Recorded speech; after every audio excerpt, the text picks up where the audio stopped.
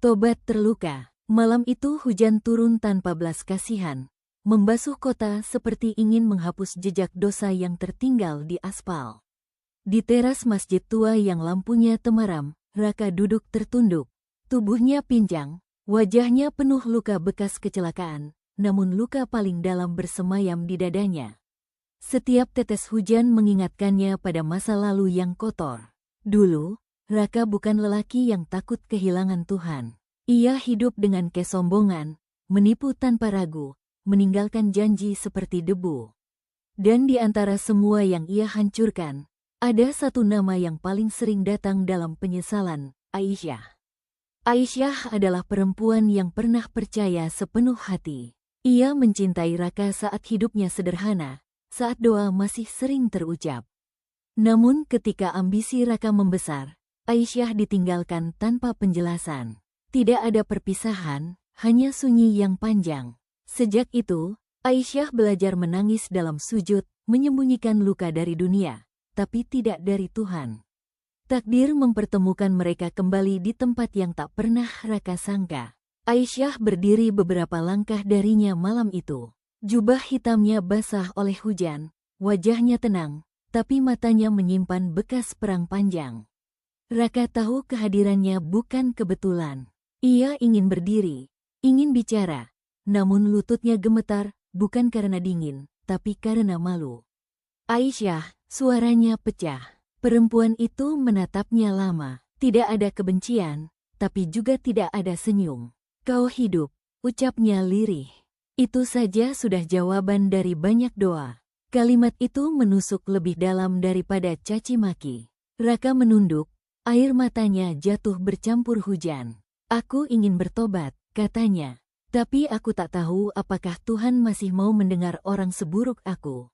Aisyah menarik napas panjang. Tobat bukan soal pantas atau tidak, jawabnya. Tapi soal jujur atau tidak. Sejak malam itu, Raka berubah. Ia mulai mengembalikan apa yang pernah ia ambil. Meminta maaf pada orang-orang yang tak ingin lagi mendengar namanya. Tidak semua menerima, ada yang menutup pintu, ada yang mengusir dengan kata pahit. Raka menerima semuanya sebagai bagian dari penebusan. Aisyah melihat perubahan itu dari jauh. Ia tidak mendekat, tidak pula menjauh sepenuhnya. Ia tahu, menjadi alasan seseorang bertobat bisa berubah menjadi ujian baru bagi hati. Di masjid yang sama, Raka sering duduk di saf paling belakang. Salatnya lama. Doanya pendek, tangisnya sering tanpa suara. Ia takut air mata itu palsu. Takut tobatnya hanya lahir dari rasa takut mati, bukan cinta kepada Tuhan. Suatu malam, Aisyah menemukan Raka tertidur di serambi masjid, berselimutkan sajadah lusuh. Di wajah lelaki itu, ia melihat kelelahan yang berbeda, kelelahan orang yang sedang melawan dirinya sendiri. Aisyah berdoa malam itu lebih lama dari biasanya.